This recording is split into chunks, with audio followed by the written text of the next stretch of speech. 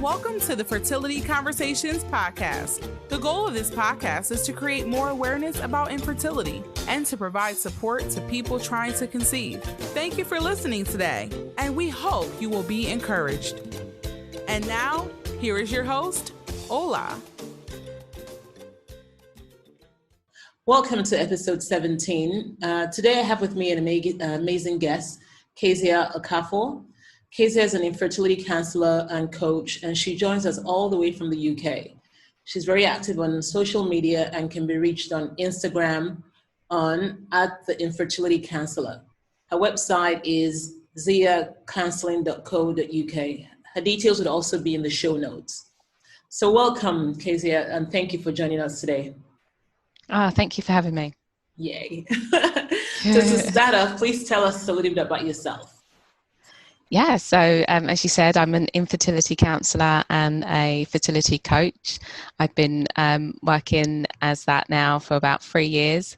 I help women who are struggling with infertility to manage the emotional distress and the mindset and the pressure, the overwhelm, all those really unmanageable feelings. And when we get those under control, my aim is to really improve and boost their positivity, their confidence, so that they can really improve their chances for a successful and healthy pregnancy.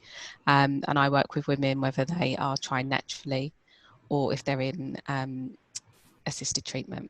And I think it works really well because it's a holistic approach. There's a lot of information out there about do this, eat that, do that, but this is more about, mind, body, and soul and feeling good. Right. Yeah. And so you offer a lot of services with people. Do you also assist people maybe looking into egg donation? Yeah, if they are in any kind of assisted treatment, I'm able to support them. My goal is to support you no matter what you're going through. And I do that. I have a flexible approach, especially when it comes to counselling, because as we know, infertility treatment isn't a prescribed do this for 6 months and then you'll get a baby. Like there's no guarantees. And so with the counselling service, it's really I support you as you want, when you want, however you need, throughout the entire process, should you need it, because I think it's really needed. And I think it's lacking. Yes, it is. Yeah, it's one of the things that I experience, that lack of emotional support. So that's what I'm there for. The coaching's slightly different. It's more directive because we really want to instill that self-support, real tools and practices that you can use to manage emotions and manage thoughts. And again, it's another important skill to have in life. Yes. And do you do that? So do you work with clinics or directly with the patients? So yeah, I work directly with patients, so it's private practice. And I think it really helps. I mean, I think with the clinics, most of them do offer counselling, and I think that's really important. But what I also know is that not everybody who is going through infertility is necessarily going down the IVF or the assisted treatment route. Right. There are lots of people out there who are struggling to conceive naturally, and so that's why I work privately, because it means I can work with anybody. Exactly. Okay. Yeah. Perfect. And can you tell us a little bit about your infertility journey from the beginning until now and how you became a coach? Yeah. So it's a long journey. Yeah. For me, infertility, I didn't know what it was. I got married in 2010, and we naturally thought, let's have a baby. That's the next thing. It took, at the time, what I thought was a long time to conceive. It was a year. But I started to really investigate then, the ovulation sticks, doing all that stuff and feeling really quite in turmoil. However, I did conceive naturally, and I have my son, and he's now 8 years old. However, when he was 2, we decided to try again for another child. Mm-hmm. And I was expecting from the first one it might take a little bit of time, Yeah. However, 18 months, 2 years passed, and I was like, oh, this isn't right. Mm-hmm. And so we went down the fertility treatment. In the UK, we have the NHS. Okay. So I was under the NHS. However, the NHS, because we already had a child, were very limited in the treatment that they would offer us. Oh. So I was given Clomid and fertility drugs. That didn't work. The next step was IVF, but we would have had to have done it privately, and we decided not to do that. Mm-hmm. And so that sent me on a journey of acupuncture, nutritionist, diets, reflexology. What else have I done? I've done all kinds of stuff. And at the same time, I decided to retrain as a counsellor and art therapist. And during my training of 3 years, I had therapy, and that supported me throughout my fertility treatment. And it was I wouldn't necessarily have thought about seeking out therapy if it hadn't have been for my training, but it was just invaluable. The things that I needed to just get off my chest, all the emotions, and it was invaluable. And then I came across, much later, mindset coaching, and that took it to a different level where I was able to really think about my negative thoughts, my limiting beliefs, and just change it. So we are technically infertile, but with the mindset work, I'm really in a place where I'm okay with no matter what happens. We have our son, we are very happy, and we are very hopeful that we will have more. And so that's where Amen. I am at. So I'm not, amen. I'm not currently in treatment. I don't intend to be in any more treatment. I think that stage of my journey is over. And now I use what I know and what I've experienced to help other people. Wow, that's amazing. It is, right? Because sometimes you think, so your experience led you to what you're doing right now and helping other women going through similar experiences. And I think it's important to, like you noted, that you wouldn't have realized that counseling was good if you hadn't actually gone through that through your training. Because even for myself, I had lots of treatment, but there are so many times where you know that you need to talk to someone and you might not be able to talk to your partner. It might just be different. You might just want an outlet, someone that understands, just maybe scream at somebody, maybe, express the amount of stress you're under without having to deal with, because sometimes your partner might be different, right? The person might not want to, because they also have their own stress. Everyone is handling it differently. So it's good to have an outlet like counseling. And I wish more people were aware of it. And I think even for maybe, go ahead. No, I was going to say, I agree. I wish more people were aware of it too. Yeah. And I know it's, even for example, in the Black community, people don't want to talk about infertility. And many times you just bottle up your emotions. Have you come across a lot more, have you had a lot more Black patients that contacted you for counseling, or no? No, I have a few. I have a few that come to me for counselling and coaching, but not nearly as many contacted me as I might expect. I think there is still lots of work to do in reaching Black women on a much more wide scale level, because I mean, and it's difficult because when I was going through it, I remember thinking, where are all the Black women? I can't be the only one. I can't be the only one, and you realize that you're not. you know, but I think there's a real, like you said, taboo maybe, Yeah. or like I can't talk about Stigma or something. this. Yeah, exactly. Yeah. Which I didn't really feel like I needed to have. Exactly. And then Yeah. people tell you you're strong, right? You're supposed to be strong. And then, so if you're Mm. having certain feelings, you should just get on with it. You shouldn't have to make it a big deal, right? So, Yeah, I think that is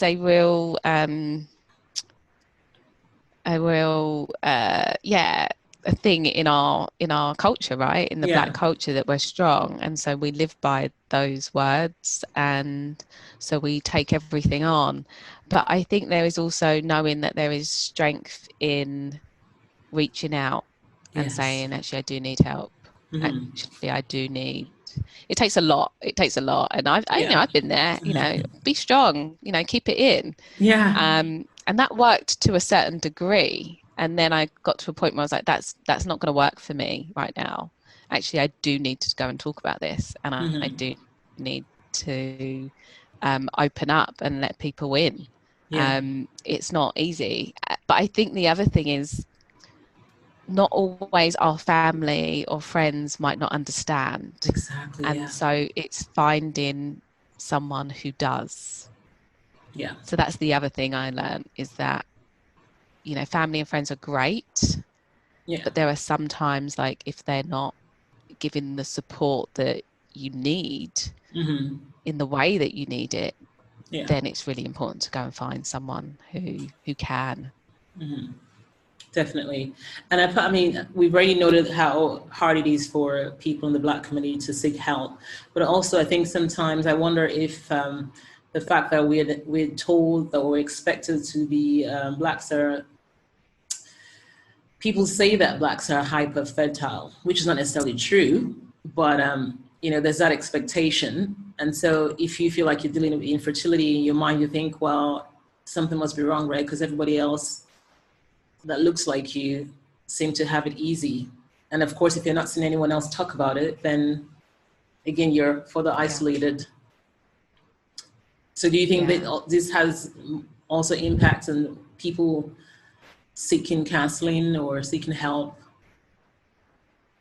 I do. I think there is a real stereotype, and we see it everywhere, and we've all probably grown up with it, Yeah, Black women and the absent Black father, yeah, and Black women with multiple baby dads and all yeah, these children. Like, we see it, and I think we internalize that to mean that, well, then I must be able to. exactly. And I think when we are faced with a challenge of not being able to, it's a bit like, oh, well, Yeah, what's wrong with me? And it becomes very personal.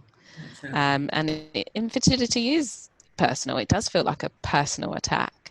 And I think it keeps us in silence and shame, Yeah, when actually the truth is that it's not that we are hyperfertile. In fact, we are more likely to suffer from infertility and issues with our reproductive systems, things like fibroids, yeah, PCOS, things like that. We are more likely to suffer and have issues with our periods. So it's still, if we're not talking about periods and hmm, what a healthy period is and should yeah, feel like, then we're going to really struggle to talk about infertility, exactly. and sex and everything that goes with it. So I think there's a lot of education to be done as well Hmm. on all of that, and to really make it a bit more, I don't know, I think grounded in, Yeah, just like, this is the realism of it. This is our exactly. bodies. This is how they work.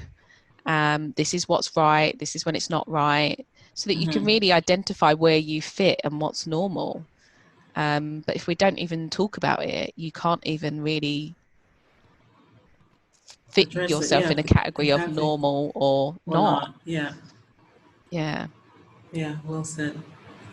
And in your case, and of course, you have your lovely son, and you said that whatever happens, you're happy. Do you find that people don't seem to understand secondary infertility, or maybe people feel, well, you have one, then, Yeah. at least you have one kind of thing. Like maybe. Yeah. Yeah. And I get it, especially if you don't have any children and you're struggling, it must seem like, well, you've got one, be grateful.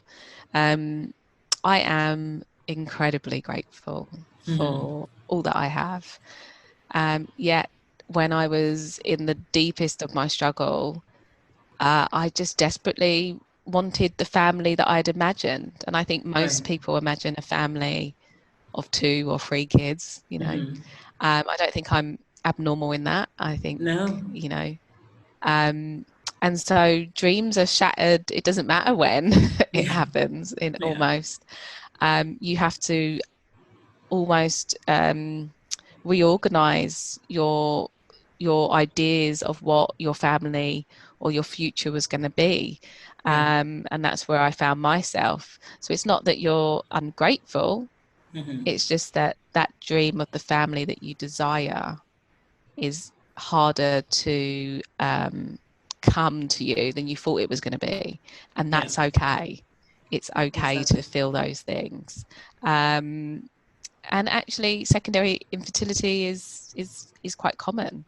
I think it's 1 in 10 couples suffer from secondary infertility. So it's and it's complicated by the fact that you do have a child and you are more exposed almost to the birthday parties, the baby showers, Yes, the soft plays and the play dates, and then nursery. It's almost like you can't get away from it. It's and so it's almost amplified as much as you try. And I think there's always that misunderstanding that you're not grateful when actually you are. You are really grateful. No, that's amazing. I never actually thought about that, with all the play dates and you being immersed in that all the time. Because for myself, I can easily just hide away and not have to go anywhere, right? I don't have to hang out with any kids if I don't need to, right? So I can shield myself.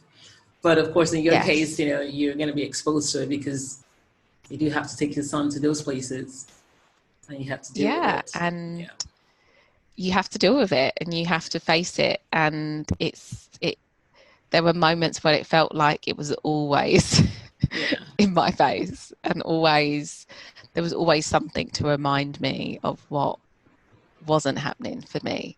There was, you can't not go to the birthday party because that it's not about me. It's about, him, and, you want him to make friends. So you have to go.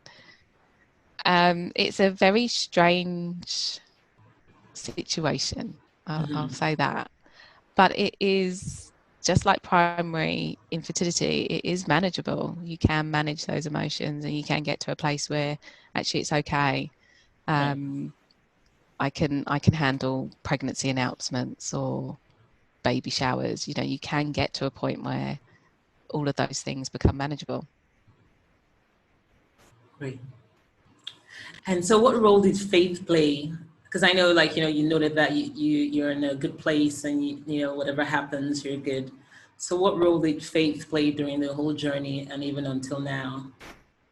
Good question. So I think I wouldn't call myself religious. I call myself more spiritual, but in the beginning of my journey, it didn't play much of a role. I remember just the feeling like, well, life is unfair. This is all unfair. Very down on life, I think, not very hopeful. And I think the mindset work really helped me to change that and to actually restore faith in myself first and foremost, was to restore faith in myself that actually I'm a good person and infertility doesn't define me, and I can help other people.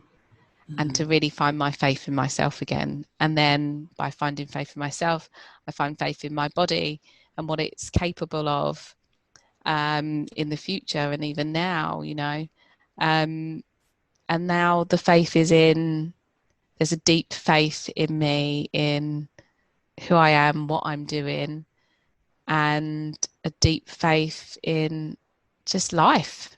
Yeah. I don't know, and it's a really spiritual thing, but like a deep knowing that life is always working for me. Wow. And that if I look for it, even in the hardest moments, even in the suffering, there is always something that is positive or that is working for me and pointing me in the right direction. So it's a real, I don't know if that really answers your question. No, it but does. It does, real, actually. a Yeah. deep feeling of just faith in myself and in life. That's wonderful, that everything is going to be okay. Yeah, I think I really do believe that. I feel like, and I feel like that for all of my clients that I work with, that, you know, you are going to be okay. Everything's going to be okay. I'm okay. Everything is going to be okay. Because to think the opposite, like nothing's going to be okay, that's not a place I want to be in. I don't want to be in that place of that darkness. There's nothing can grow there. There's no possibilities there. There's no life can't work its wonders. There's no miracles. Yeah. And I feel like I'd rather believe in miracles and believe in life and trust in life. And so that, but I couldn't have done that without doing the mindset work. The mindset work for me was a huge shift to get me to a place where I was like, life is amazing. Wow. That's wonderful. And so how do you say infertility changed you? I mean, of course, I know you're now you're now a fertility coach, but apart from that, how did infertility change you?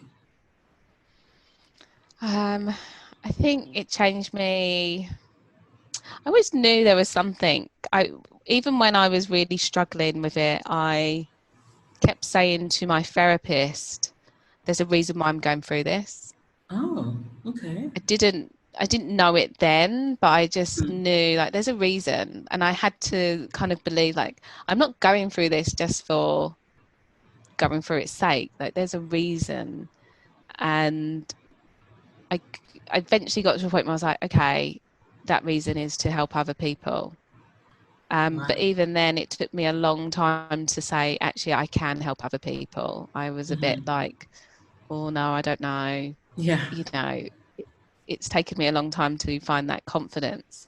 So I think infertility has changed me in the sense that it's really let me go deep into myself and find myself again. Because I think before it, I was lost for a while, not even for a while, for quite a long time. Right. I felt broken. I felt lost. I felt like I just wasn't happy. I really wasn't happy. When I look back at it, I wasn't happy in my life. I was in a job that I didn't particularly like, working with people that were okay. Right. But there was nothing that was really lighting me up. And there was nothing that, you know, I was just kind of going through the motions of life. Right. And I feel like actually infertility is kind of allowed me to go, wait, hold on. What is it that I do really want out of life? If I'm not going to have a child or more children, then what is it that how is it that I want to be in this world? And that's been huge for me to kind of go, okay, I want to help other people then. Yeah. And just have a new direction. So for me, infertility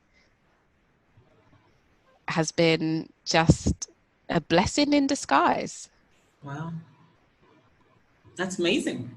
And I think do you think that's easier to say in hindsight, like when it's like now? Oh, yeah. Or, you know, as opposed to... yeah, obviously in the deepest of my struggles, I could never have said it was a blessing. Right. It didn't feel like a blessing. It felt like the worst thing ever. I felt like, why is this happening to me? Does this mean I'm a bad person? Am I not worthy? Like, what does this say about me? Yeah. You know, I was really in that real victim kind of like, oh my God, woe me. I could never have seen it then. And I think you have to come to a place where you kind of get out of it and you look back, and then you can go, oh, okay, Right. I had to go through that to get here. I had to go through that suffering. Mm-hmm. And in therapy, it was really interesting in my training. You know, my lecturers and tutors would always talk about the hero's journey, and that we, or the wounded healer's journey, sorry, and that we as therapists are those wounded healers, that we've Mm-hmm. been through things so that we can turn around and help others. And I always felt like, yeah, like that's what this is about, isn't it? To help other people through their darkest moments. Yeah. But you have to go through your darkest moments in order to get come there. into the light to help Mm-hmm. someone else through theirs. Wow. That's amazing. And I'm glad you're now on the other side helping us and everybody else to get through our own journeys. Yeah.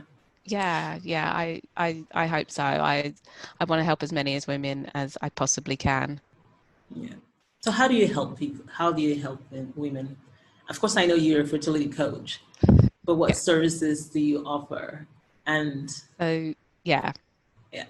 Who can you help? Okay. So there's two services. There's the counselling and then there's the coaching.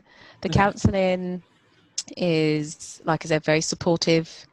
Really, I think it's really important that women have that emotional support, that outlet to talk about, you know, the fears, the doubts, the worries, the challenges, the failures, all that stuff that you kind of carry around. And like you said at the beginning, like it can be hard to talk to your partner, because they've got their own stuff. And so it's really, I think it's a really important service to be able to offer women.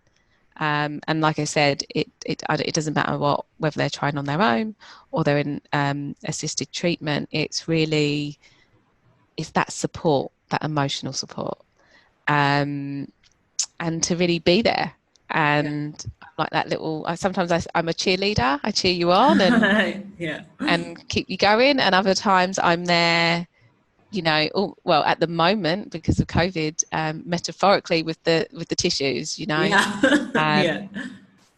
and just being that support in any way that I can, and really encouraging women to find ways to support themselves, because, you know, an hour with me a week or every 2 weeks is okay, but there's a lot of other hours. And I'm really aware of that. So I like to help support them and find ways for them to support themselves too. The coaching is far more directive.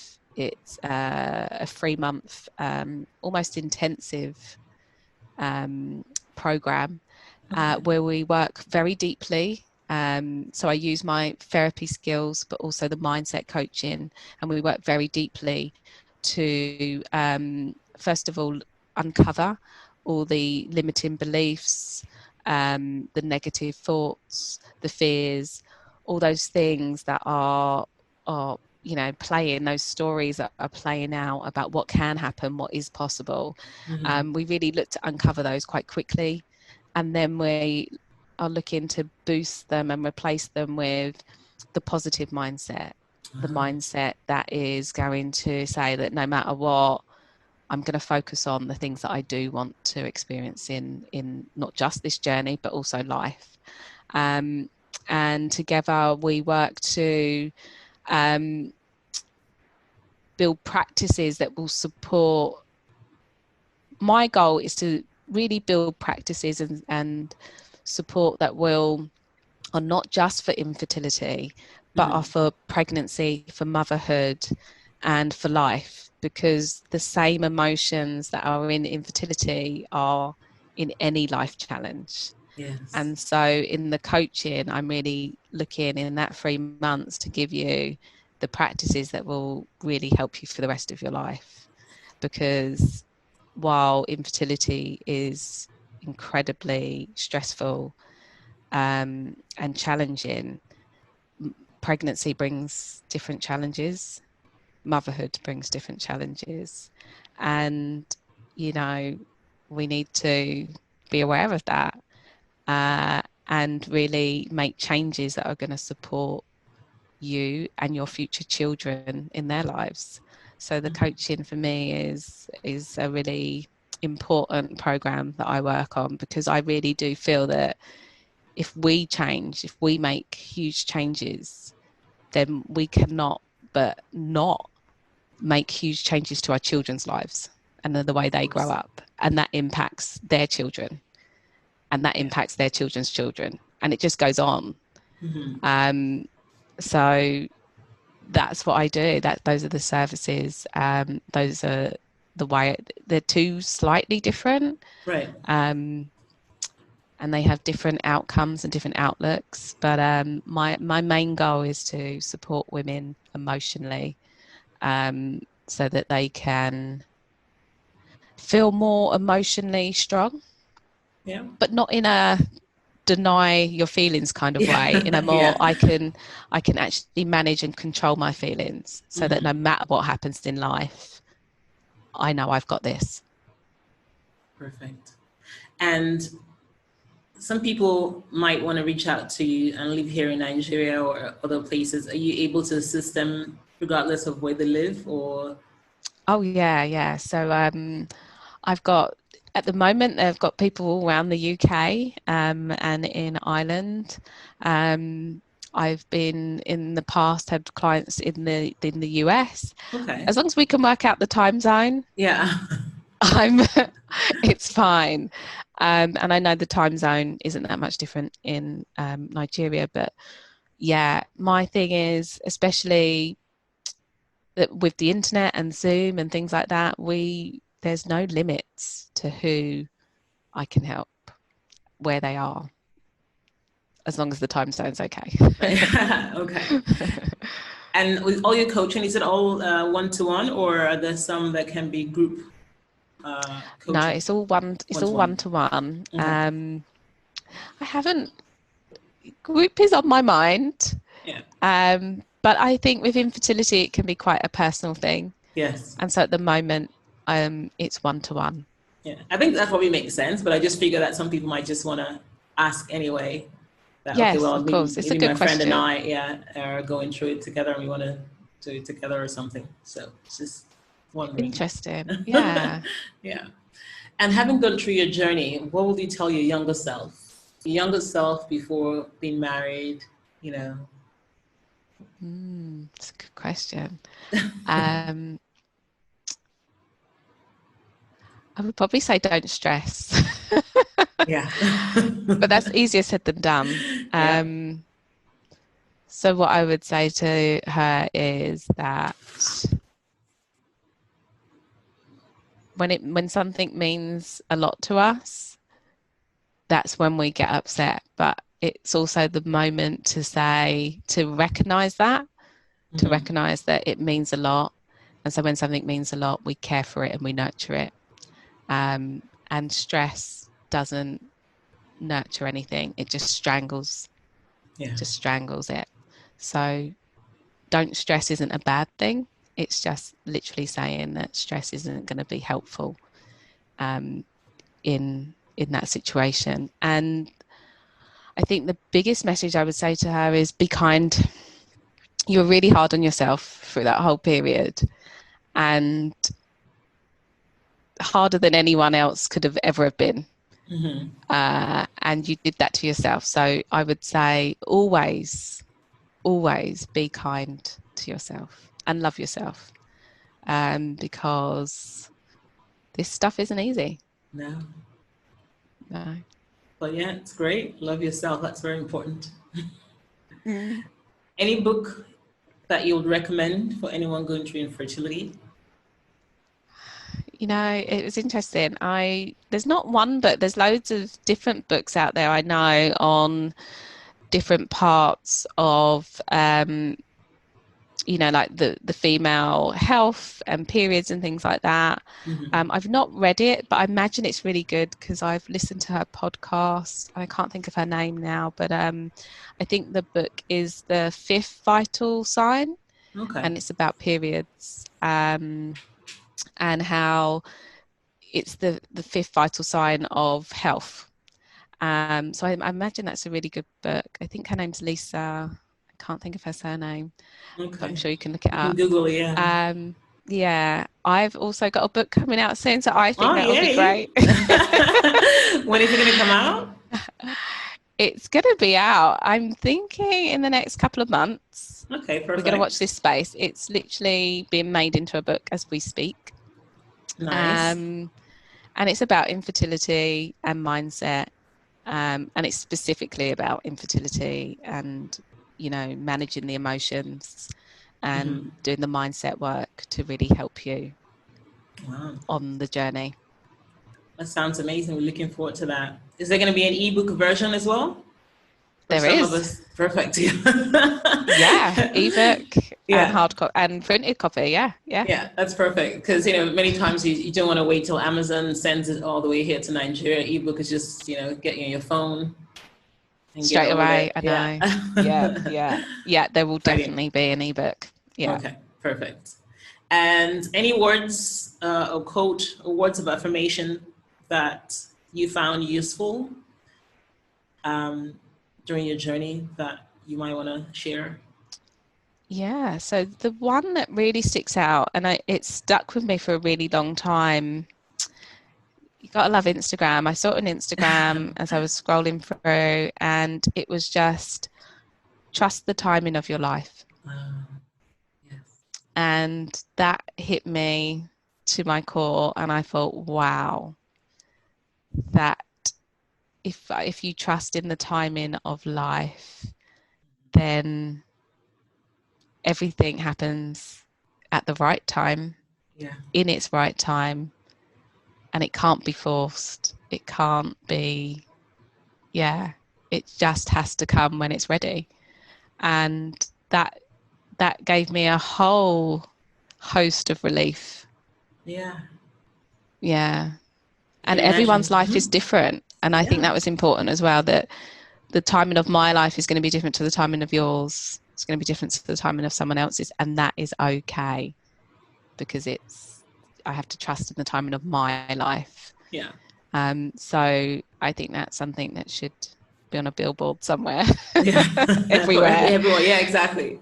That sounds really, really helpful for sure, because many times you wonder, why is it taking so long? Why is it not happening now? And I like the fact that you said it cannot be forced. So perhaps if we can learn to train our minds to focus that energy on something else while we wait.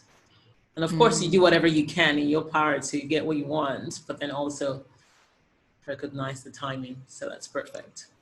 Yeah. Thank you. And as a wrap up, any words of encouragement for anyone or couple dealing with infertility?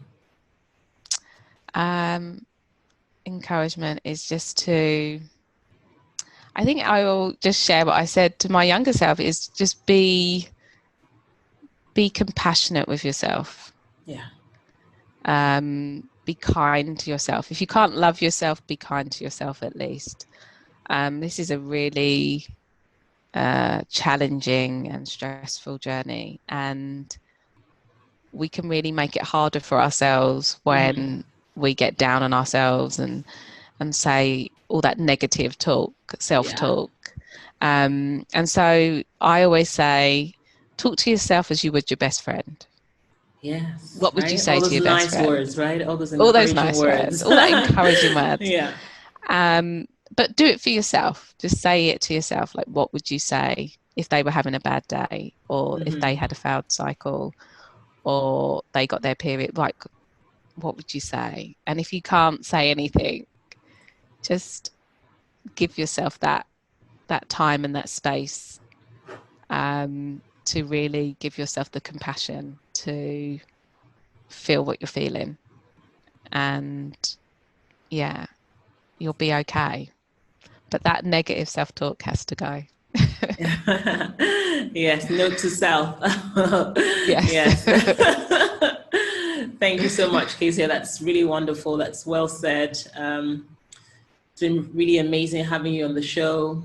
I have learned so much. I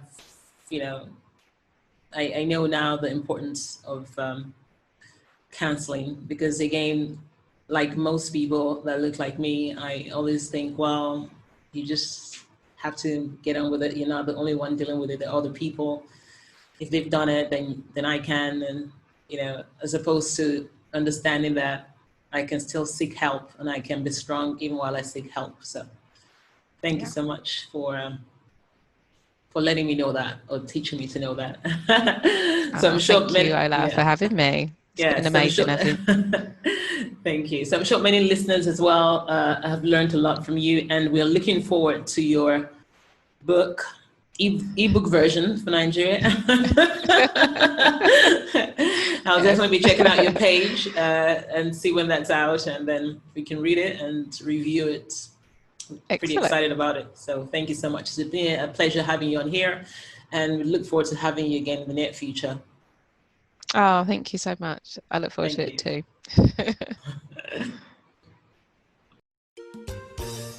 Thanks for joining us this week on the Fertility Conversations podcast. If you enjoyed this podcast, please give us a 5-star rating and subscribe. Follow us on Instagram at Fertility Conversations. If there are any topics you would like to have discussed, please send an email to fertilityconversations@gmail.com. Be sure to tune in next week for our next episode. Thank you again for listening. Take care of yourself and do stay hopeful.